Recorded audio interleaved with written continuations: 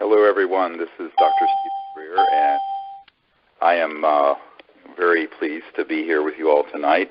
I hope everyone can hear me fine on this conference call for those of you who have donated to the Unacknowledged film. So first, I'd like to thank everyone for your contribution, and there are people all over the world who've made this possible. We have almost 4,000 donors at this point. And what I want to do over the next hour is sort of give everyone an inside glimpse of what's going on and answer some of your questions that have been sent in. There's many more questions than we're going to have time for in the next hour, but we'll try to get to some of them. So first, an update. We are in the phase right now where we're doing the post-production, and we've really been at this about 4 or 5 months after we got funding in place. So some of the exciting things that are happening with this film, as many of you know, there's been a number of leaks through WikiLeaks of the John Podesta emails with Edgar Mitchell, who I introduced to the subject, and we'll talk about that a little bit later. We're going to feature some of this in the film. We're trying to get as much in that's current as possible. The other big news is that we have in the category of new witness testimony that will be in here that the public has never seen. There's an Air Force Office of Special Investigations, Lieutenant Colonel, who was at Kirtland Air Force Base, and we did a 3-hour interview with him in Albuquerque, New Mexico, in this production phase of the film this summer. And during that interview, I was able to get him to admit to not only the government's involvement in keeping these projects secret in counterintelligence programs, but that he and others in his department had provided cash payments to people in the media to get them to alter stories, stop stories, give him intelligence, etc. And this included national media. So he confirms what we've been saying for years, and that is the corruption of the military-industrial complex with the mainstream media, and the reason the subject has been able to be kept secret is the cooperation of the media.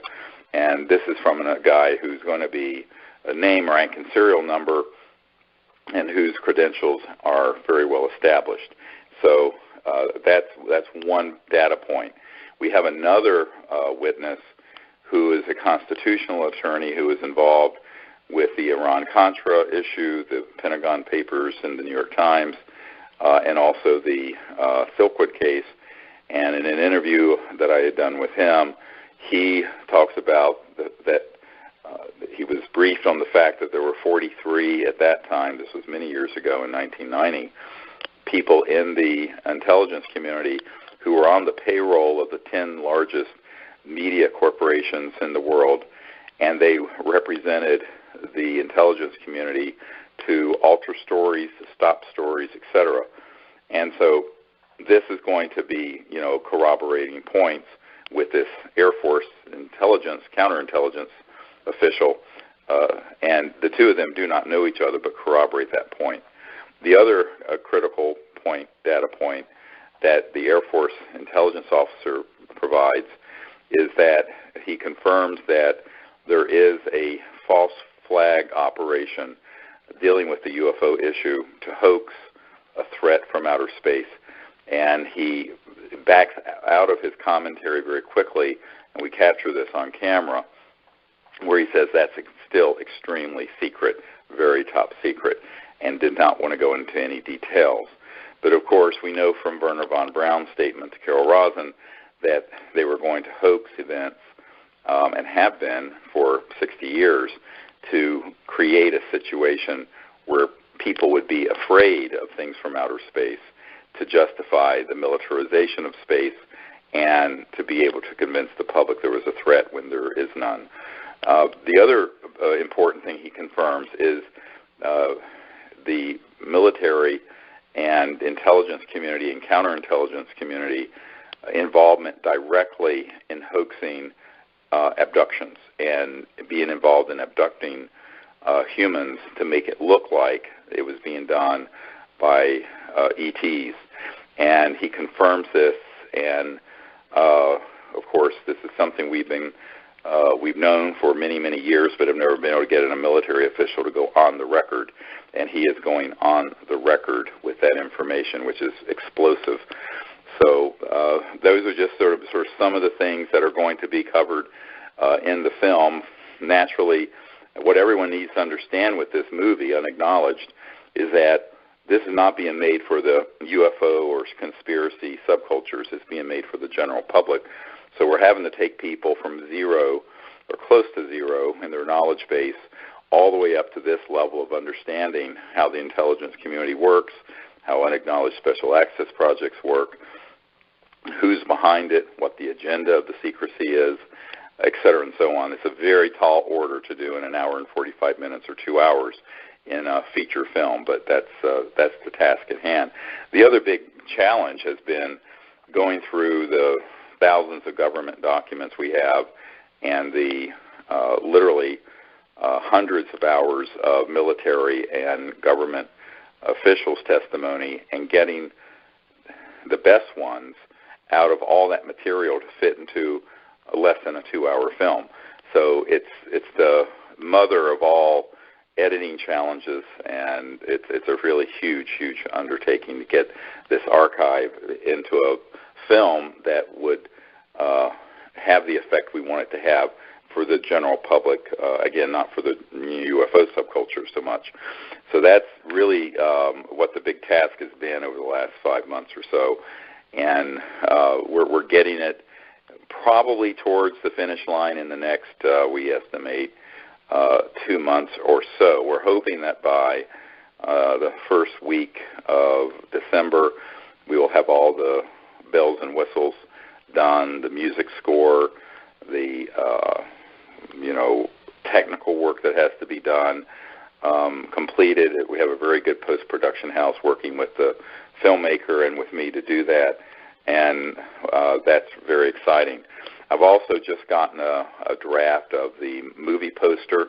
That's amazing. The outfit doing the movie poster that many of you will receive is the same outfit that did The Revenant with Leonardo DiCaprio and does most of the films that Hanks is in, and a lot of other huge Oscar-winning blockbuster movies. And they're doing this poster and artwork for this film.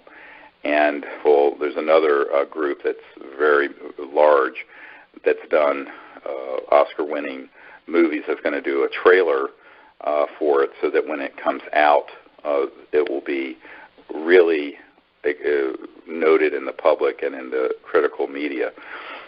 The plan, just so people get a sense of our timeline, is to try to wrap up the actual film itself and all the post-production work by the first week of December, get it to the Orchard, which is a big mainstream distribution outfit, which many of you may have heard, has agreed to distribute the film, which in and of itself is a huge accomplishment.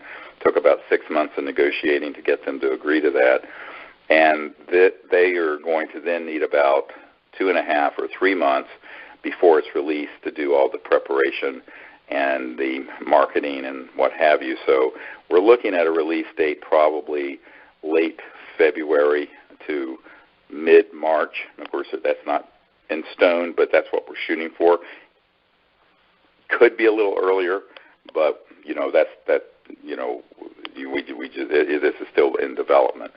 So the premiere, those of you who would be coming to the premiere and to the after party in Los Angeles, that would be around that same time, late February into mid-March or so. So that's the timeline we're shooting for. It means that we would have done from concept to completion and release all of this in less than 11 months, which is quite fast and furious. So that's the timeline, and of course it's subject to change because we keep having events happen where we're wanting to include new material. At some point we're going to have to end it, but because otherwise it would drag on forever.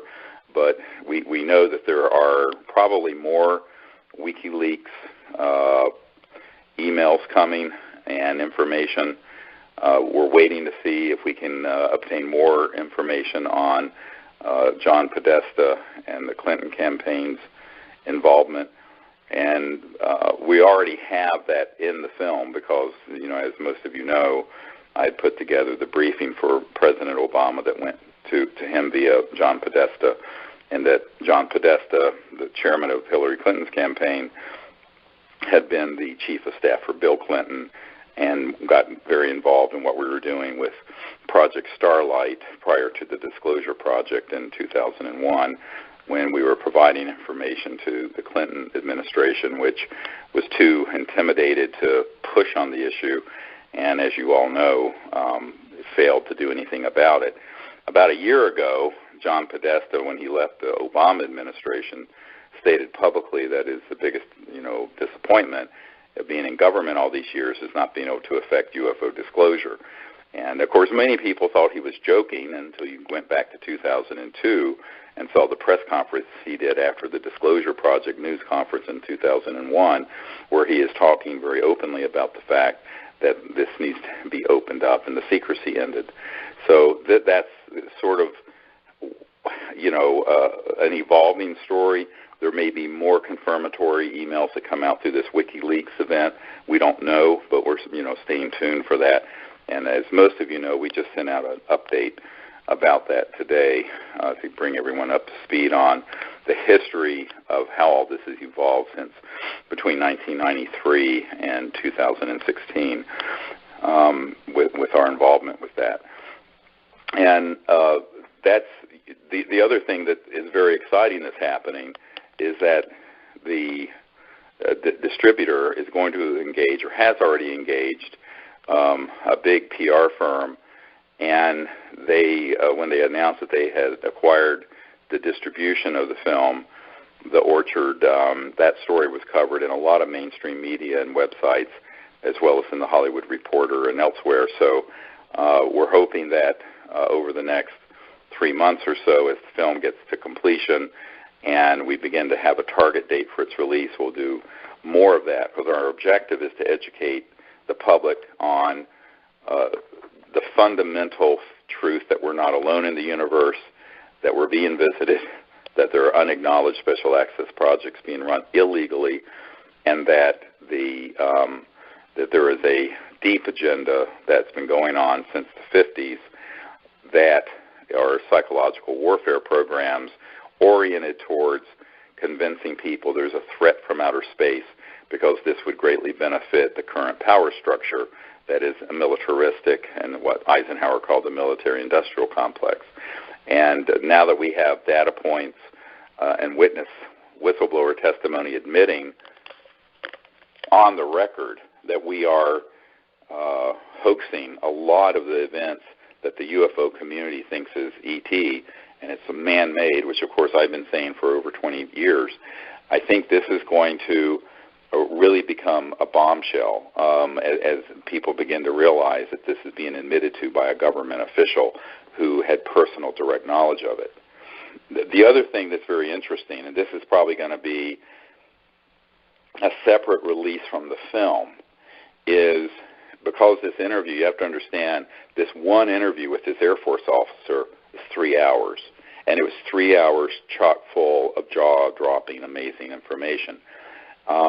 We're probably going to have a special feature that will be just that interview, because it's frankly, you can only put a talking head of one person for so many minutes in a feature film without frankly putting the general public to sleep, which you don't want to do. You want to have something that's fast-moving and diverse, but there's so much information in that interview that what our plan is as soon as this film is finished to be able to do a special feature that can be released around the time after the film is released very quickly, that would have the complete unabridged interview with this Air Force intelligence officer.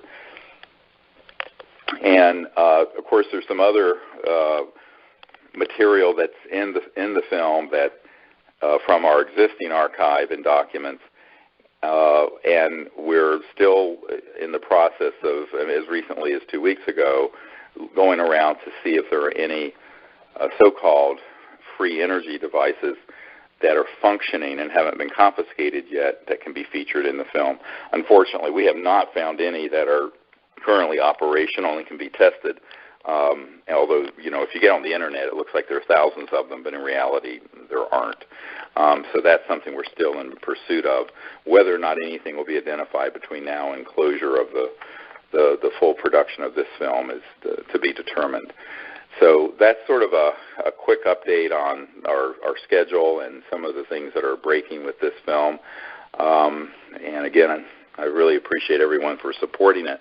We're going to close the crowdfunding incentive gift program on October 20th. So if you know of anyone who wants to continue to support what we're doing, who wants to receive the incentive gifts, they should do so before October 20th, which, of course, is in 8 days. And after that, we'll still, certainly welcome people's contributions, but at some point we have to close out the incentive program just so we can begin to fulfill those items as we are with this phone call tonight. The other thing that I'd like for people to understand is that the film has not gotten, we have not licensed the theatrical release yet.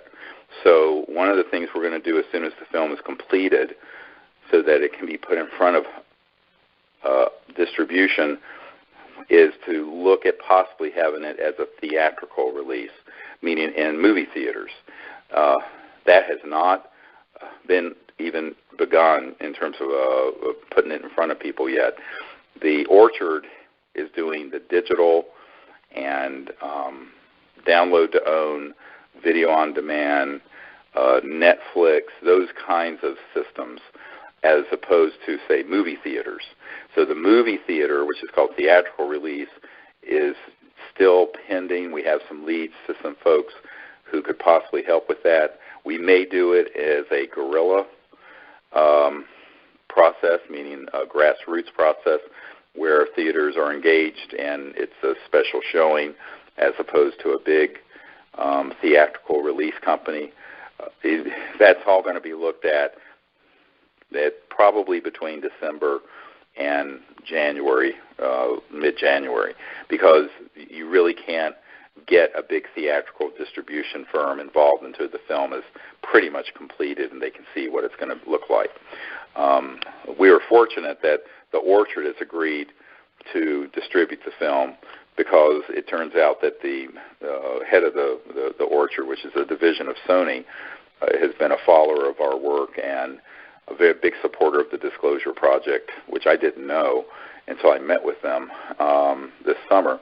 So that's we're really fortunate. Usually an independent film like this cannot get a mainstream big distributor like the Orchard to pick it up, and we were able to do it, and which is the whole point of this exercise, as you all know, is to disclose the facts to the largest possible audience, and that's what our objective is, and this is going to help us do that.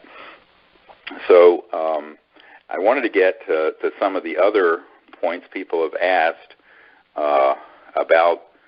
Just came in to my production assistant. Most of you have been in touch with Maggie on some of these questions, and I want to go through some of them. And before I get too far into them, because some of them relate to an event that we're going to be doing in Las Vegas on November 13th. So I want everyone listening to understand there's a special webinar as well as in-person event happening at the UNLV, ironically, where the next presidential debate is happening, but a few weeks later on Sunday, November 13th from 7 p.m. till 10 p.m. And that is going to be a intensive for 3 hours on the cosmic false flag that will cover a lot of these issues of who has put in to the system since the 1940s and 50s the narrative and the agenda that has been laying the foundation for an interplanetary conflict. Why are they doing it?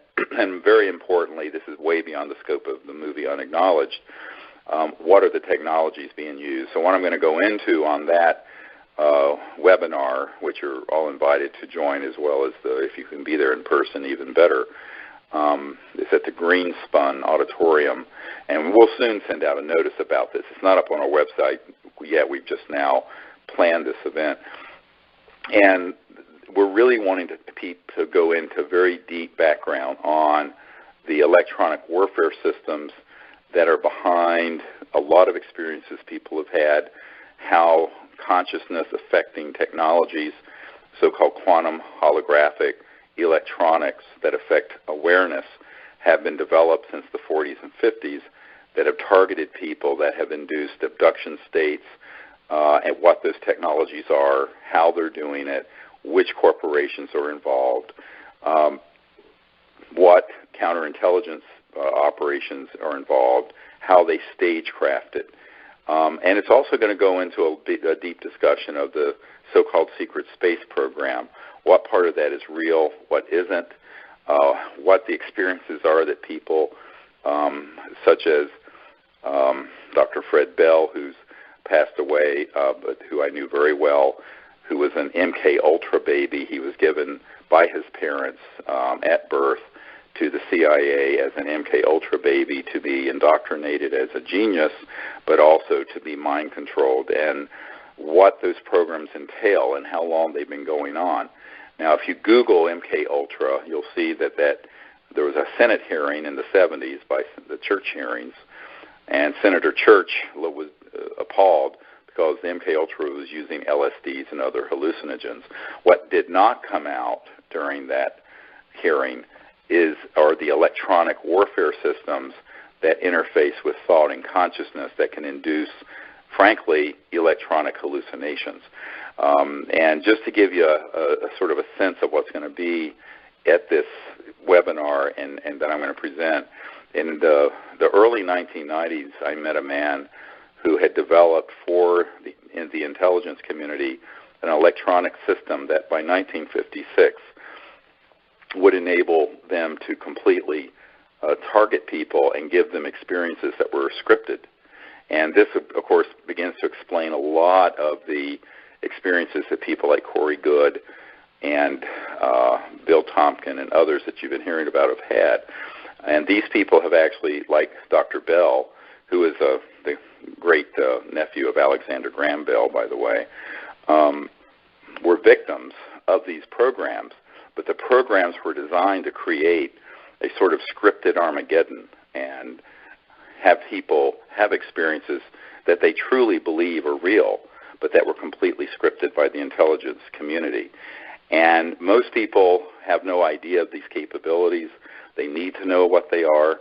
There are a lot of whistleblowers coming forward right now about this. And in fact, there's a whole organization dealing with the whistleblowers who have been in DARPA, in different corporations, et cetera, who have witnessed these sort of abuses.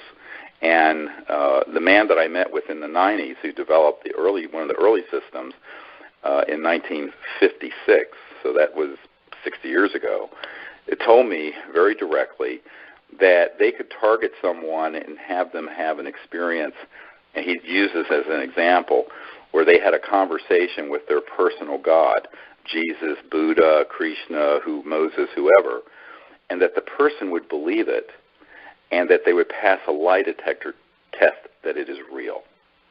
And when you take that technological capability, and then the government documents we acquired that talk about the hoaxing and the psychological warfare value of the UFO subject and how easy it would be to move the public in the direction of a fear-based reaction to the ET presence. Now, a lot of people say, why would they want to do that? Well, you have to be able to acculturate people into hatred and fear to justify any war. And so something this large, as Werner von Braun said, they went through this whole period after World War II. The first there'd be the Cold War, then there'd be nations of concern, and then there'd be global terrorism, which, by the way, we talked about before 9/11. And then there would be the threat from outer space. And the big one they would play would be the quote-unquote alien threat. Now remember, this was planned in the 50s and was hatched. So it's been over 60 years that they have been developing this narrative.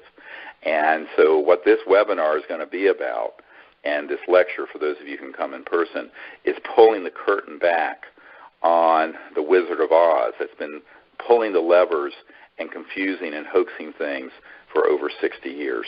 And I think it's very important that this be done, because otherwise, with what's been happening with the WikiLeaks revelations, the fact that you have a major presidential candidate and her chief of staff, John Podesta and Hillary Clinton, talking on television interview shows about the UFO subject.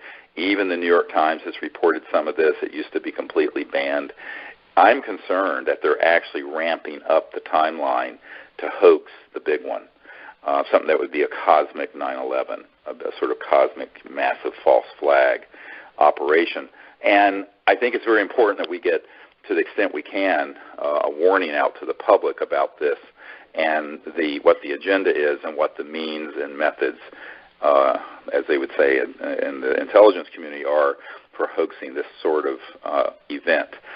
And so that's going to be a very detailed presentation. I hope those of you who can be there in person or join in on the webinar.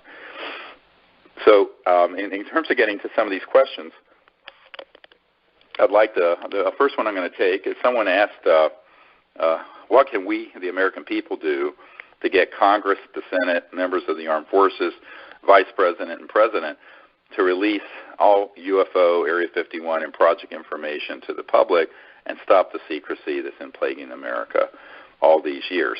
Well, first of all, by supporting this project, you're doing that.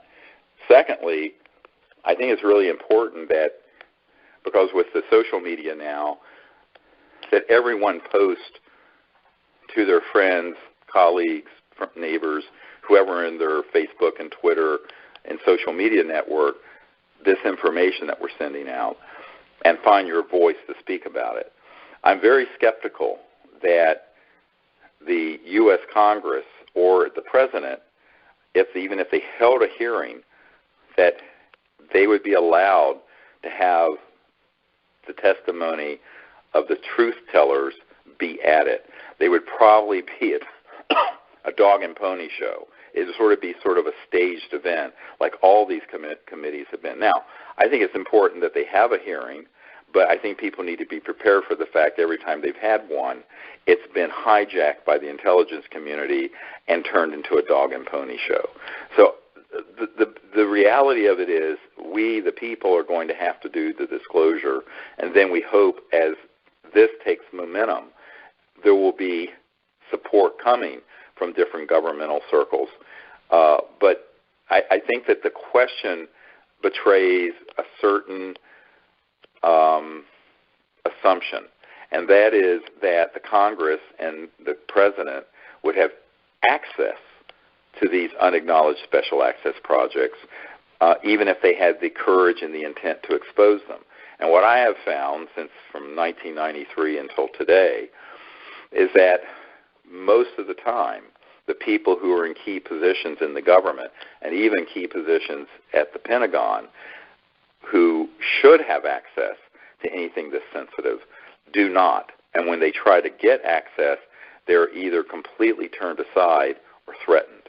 So the question becomes, how do you have the checks and balances required in a democracy? This gets to the whole concept of an ongoing campaign, which we've been engaged with for many, many years, to have whistleblowers come forward from the intelligence community, like this Air Force fellow, and the others who have come forward, people who can get us documents, material, information that's credible, and put it in front of the public. The official capacity of people in the government, what's been interesting to me is that when you meet with these guys and women, I would say that with a rare exception, they know much less about this issue than any of you listening do. And if they try to get their staff to inquire, including the President, they're basically lied to.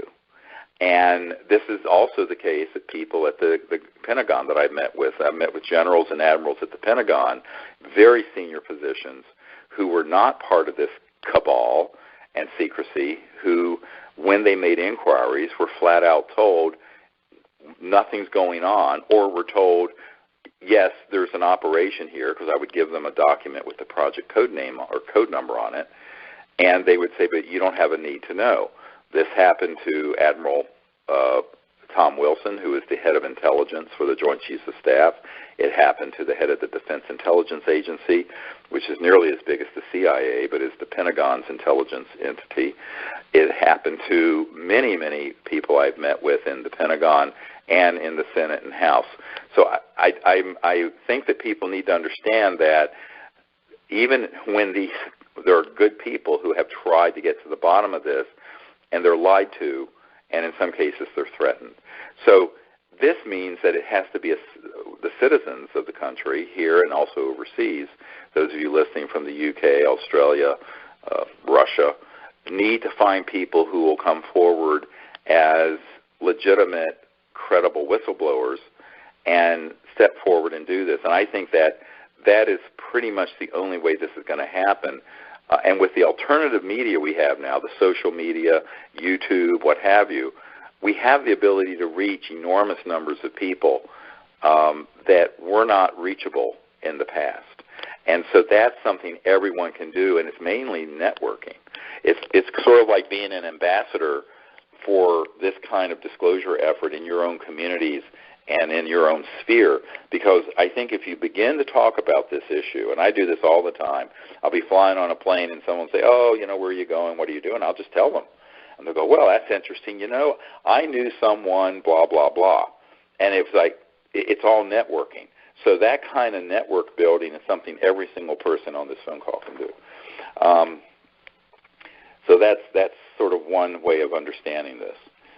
Meanwhile, we can all hope that people who are in legitimate, or allegedly, I should say, legitimate power in the government will do the right thing at some point. But having witnessed this for 23 years, the foot dragging and the politicians, let's just say I'm not holding my breath. I think it's very important that we continue to do this as an independent activist group of people for disclosure. So the next question is related to what I started to talk about the webinar, and that is, do we have a current secret space program operational near Earth or in deep space using advanced propulsion technologies? Yes, we do. Is it in deep space?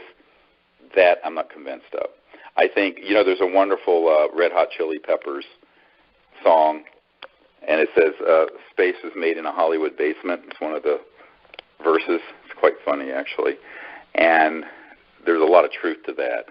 So what I'm saying here is that we have had gravity control when we inherited the scientists from the Third Reich and Adolf Hitler in the 40s, Operation Paperclip, and people like Werner von Braun and Hermann Oberth and others came over.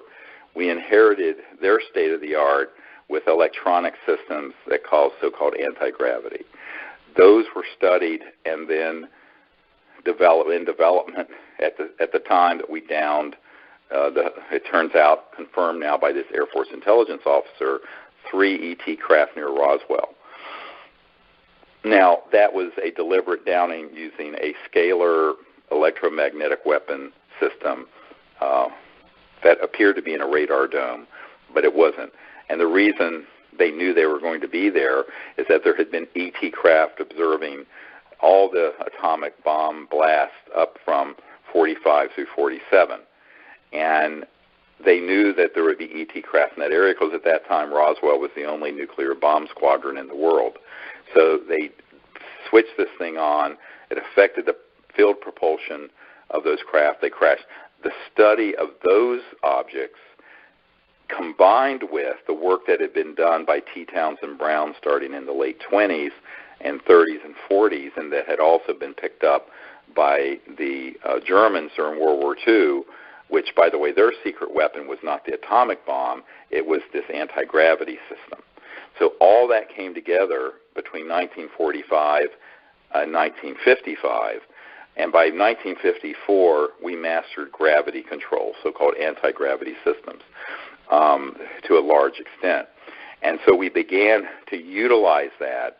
And the really sad thing about the conventional space program, and this is also true of Elon Musk with SpaceX and Richard Branson with Virgin Galactic, and you have all these things going up and exploding and using explosive propulsion. It's basically a Chinese rocket that's thousands of years old with a whole lot more power, and they're very dangerous, and they destroy the upper atmosphere and stratosphere, and we don't need them, and we haven't needed them since the 50s. But they want to keep those technologies secret, and so there is a clandestine, covert use of them where they do go to the moon, and they do go to probably some of the areas near Earth. My understanding, and this is at odds with what a lot of the mythology that you hear out there from, I think, people who have been given programming on this issue, such as Corey Goode, I'm skeptical that they're allowed to go too far out into space, because every credible person with firsthand knowledge I've spoken to has said that because we are viewed as a violent civilization, as Michio Kaku would say, we're not a level 1 civilization, which is the hallmark of which is living peacefully together and not destroying our biosphere. We're a level 0 civilization. So a level 0 civilization with nuclear bombs and weapon systems are not looked upon in a very welcoming way too far out into space. And so it's my understanding that we have had limitations placed on our ability to go there with spacecraft. Now, when you deal with consciousness assisting technologies and the ability to take someone and with these electronics have them go out and see things in space, they may be able to see things that are real. They may be programmed to see things that are false.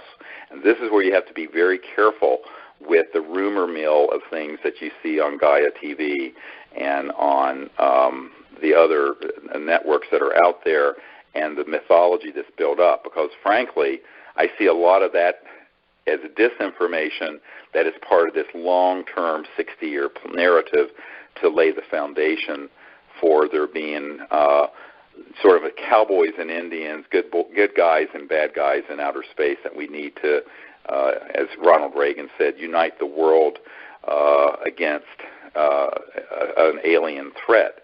And when Reagan said that, by the way, it was shortly after a man that I knew, a Colonel Holman, who's passed away, had done a briefing to get, he was an Air Force guy, to get the President's team to support SDI, the Strategic Defense Initiative, or Star Wars, to put weapons in space.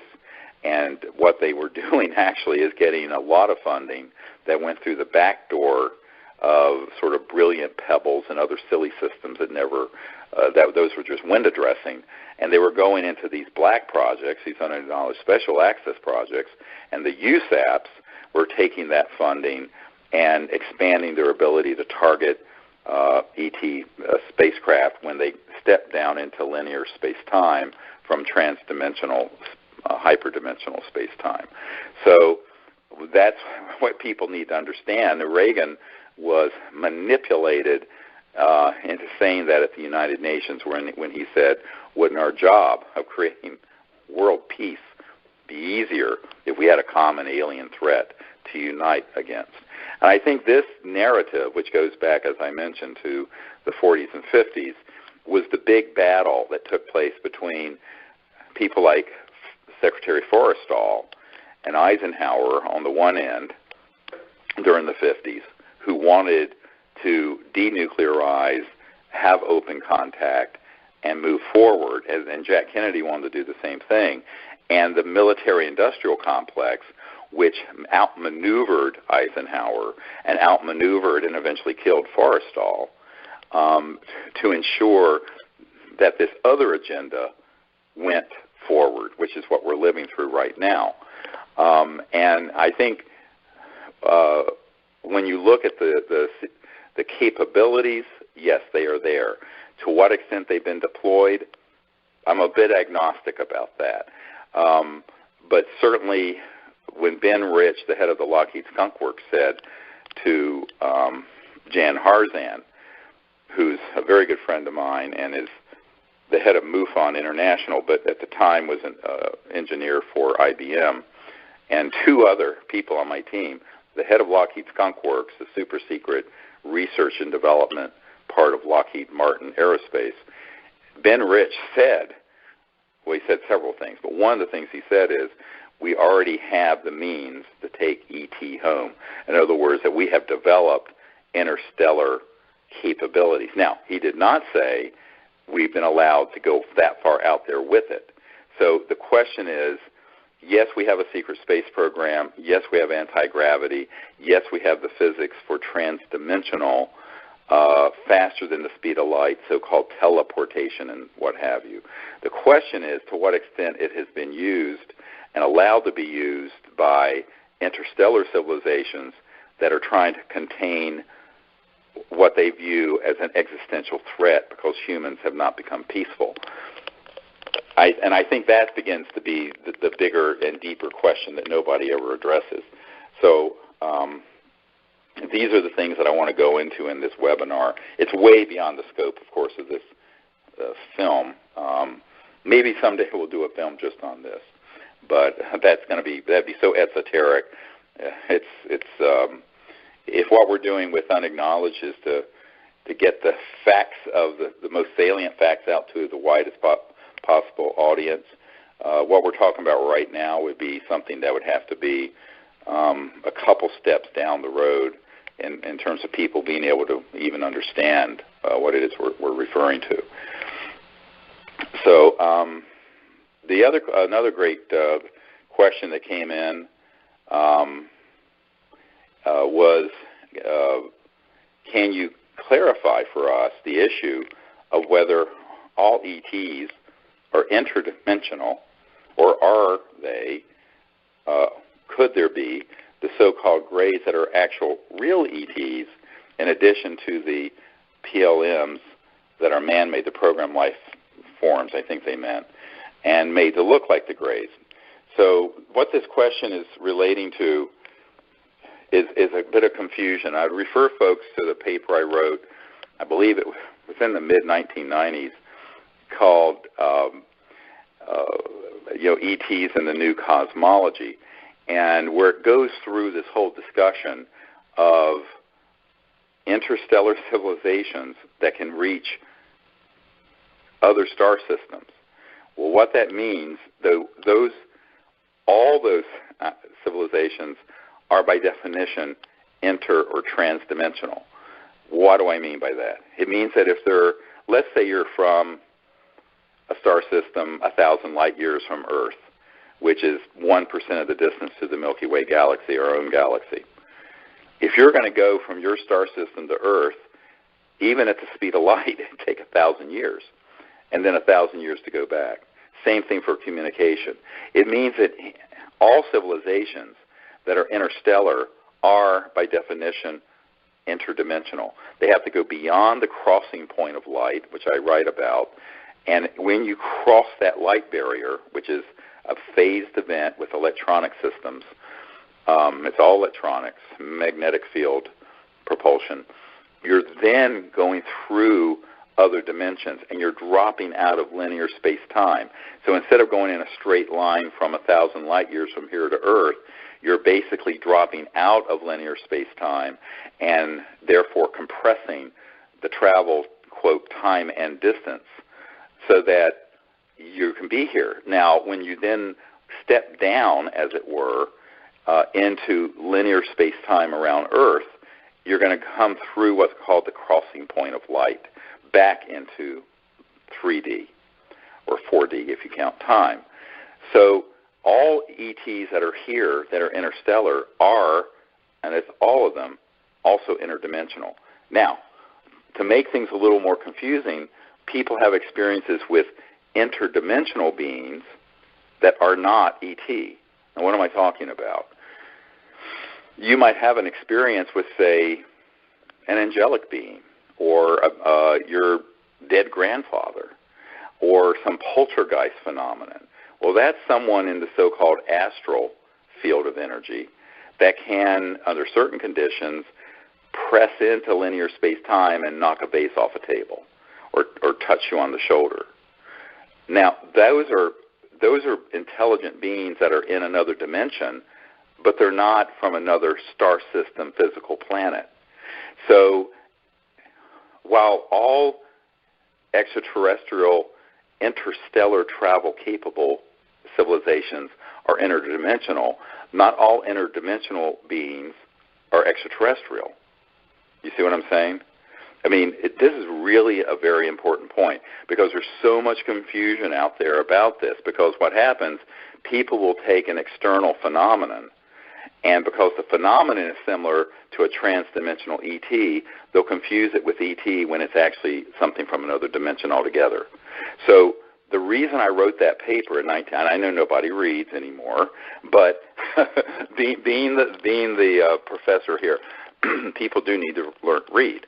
So that paper is up there on our website, and it's in my first book. But it goes into some detail about this differentiation and the cosmology that involves space-time, interstellar travel, but also these other dimensions and how they're folded within each other, because that's how you reach discernment. Now, the questioner, I don't know who sent the question, was very correct in saying that then could it be that some of these so-called grays are real ETs and some may not be? Yes, because the intelligence community has been taking both the genetic material but also using stagecraft. In fact, this Air Force intelligence officer talked about taking guys who were some special forces, very small men, making them up to look like a gray, putting them on a man-made flying saucer with electronic warfare systems, and I know for a fact other chemicals and hallucinogens, and abducting people. And one example he gave was someone who was in an area of a classified facility where they saw something they shouldn't, and they sent this abduction squad out complete with man-made looking little grays. Now, to the casual person who knows nothing about these counterintelligence capabilities that have been in full development since the 40s and 50s, they would 100% be fooled that it was ET when it was 100% man-made. And this is the crux of the problem, is if we don't have discernment on this, they're going to be able to fool us. And it's sort of like The Who when they wrote, We Won't Be Fooled Again. And they wrote that after, we were fooled into Vietnam and all this stuff. Well, in fact, we have been fooled again. And we keep getting fooled. We were fooled on 9/11. We were fooled with the Iraq situation.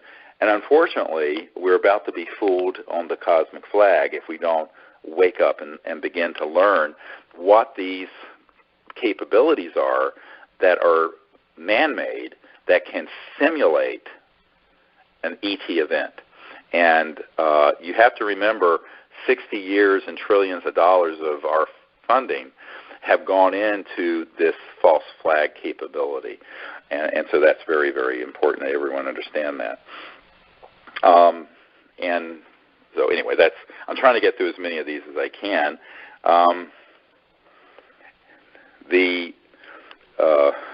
Another very good question is, how would you protect inventors in case they approach you with their technology? Will open sourcing it be enough? And what are the implications of this, referring to the previous questions we've been discussing? Well, here's the problem. It's not enough just to open source it. You also have to have a massive public profile.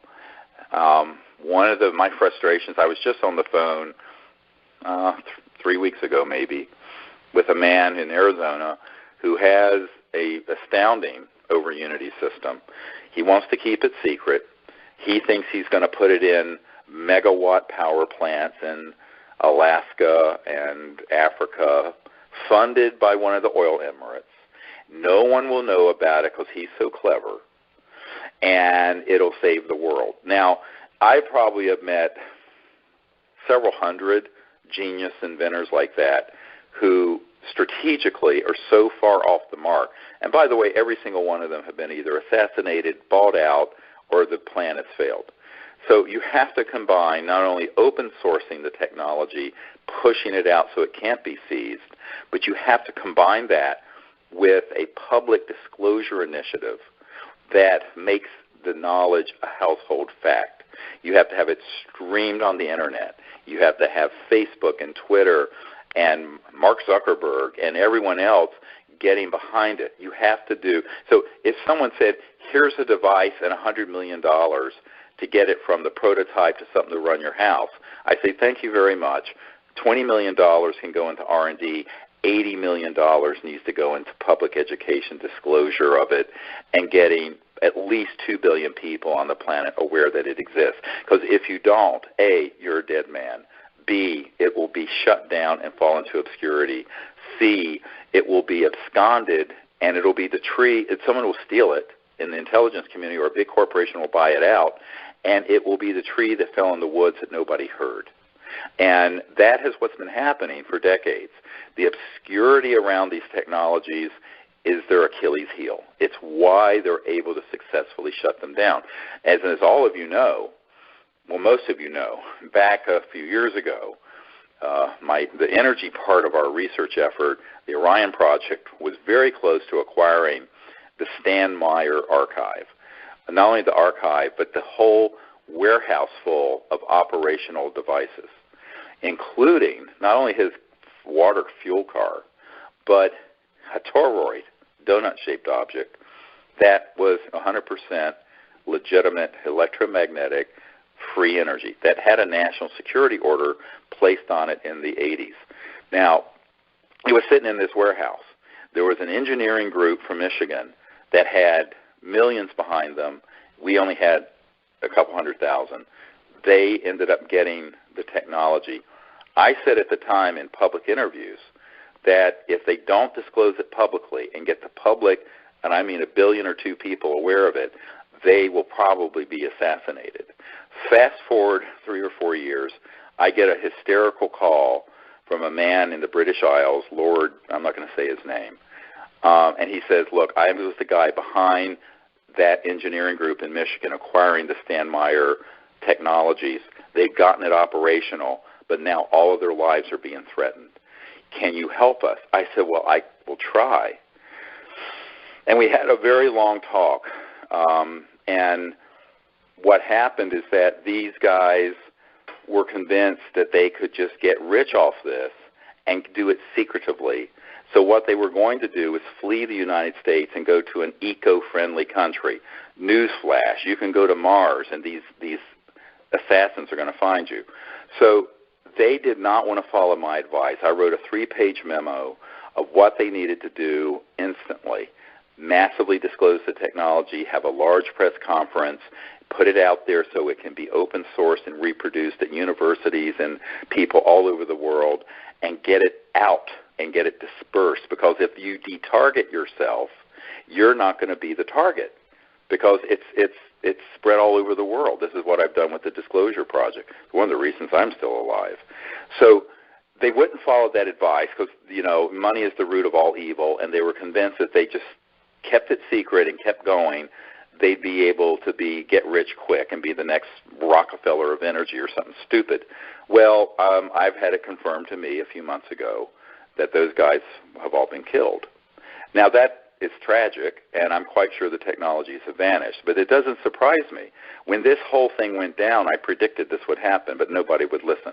So anyone listening, or if you know anyone who has one of these technologies who think they're going to outsmart the intelligence community and keep it secret, that they need to keep it small, that they're going to hide it in 15 different patents and no one will figure it out, that there are all these sort of crazy ideas, I can tell you every single one of those ideas will fail. The people will not succeed in getting it out. And the proof of it is that these technologies have been invented and disappeared for over 100 years.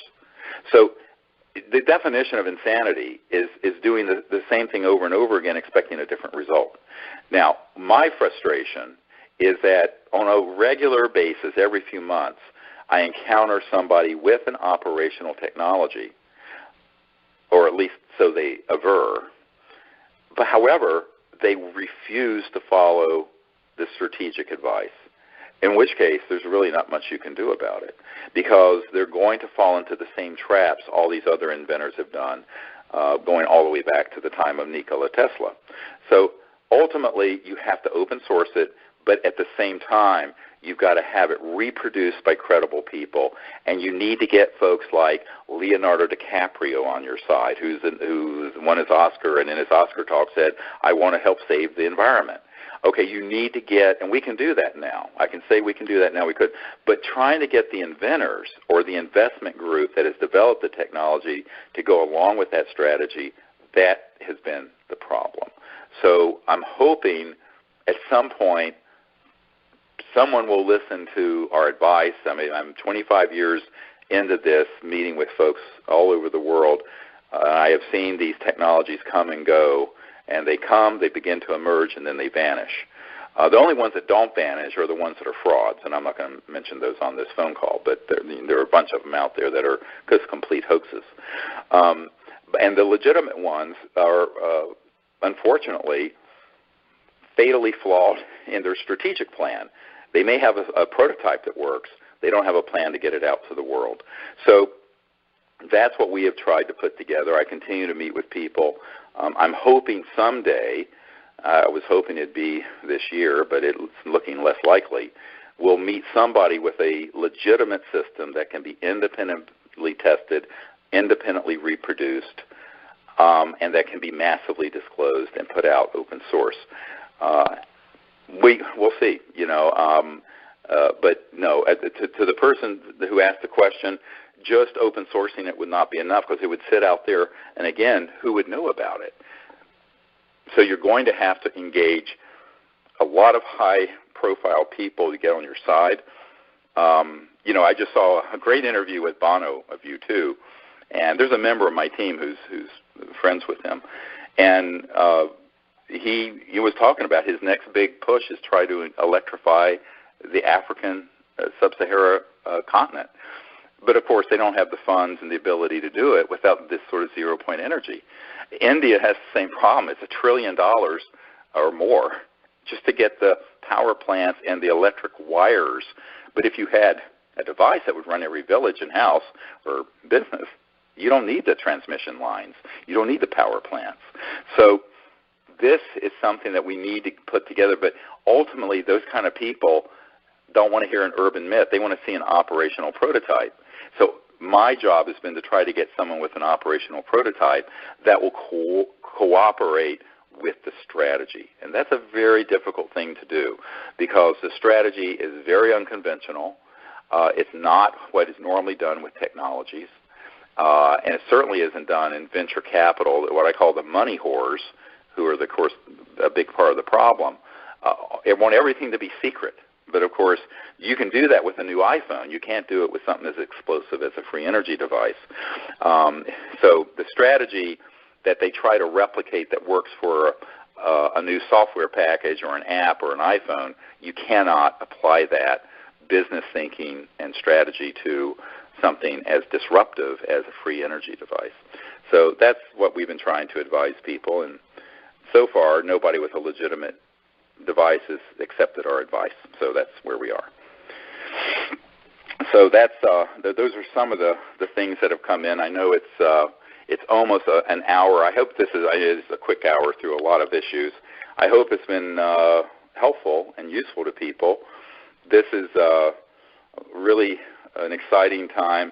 I want to thank everyone again for your support all over the world. It's really been touching. I mean, the donations have been from $5 to $111,000 on this project, and we're now pushing $650,000, which is going to make us one of the top crowdfunded independent projects in the world for a film. I also want to tell you that the book I talked to Steve Alton today, who's going to collaborate with me on the book. We hope the book will come out around the same time as the film. It may be a little bit later, but we're hoping right now it can be around the same time in late February or March. So I'm hoping by early January we'll have that book completed, and that also is a massive undertaking. I don't talk about it as much as the film, but it's, you're talking thousands of pages of top secret witness transcripts and government documents being boiled down to a 400-page book. I mean, it's an enormous undertaking. But that's another project I'll be working on more heavily as this film begins to get wrapped up. So again, I'd like to wish everyone a good night and thank you for your support. If you want to continue to support us or know people who do, we're going to keep the crowdfunding incentive program going until October 20th. And if those of you who can join me at UNLV on November 13th from 7 to 10 p.m. at the Greenspun Auditorium, I hope to see you there. And you'll soon be getting an email from us about the full details of that, as well as the webinar for those of you who can't be there in person. All right, thank you so much, and have a good night. Bye-bye.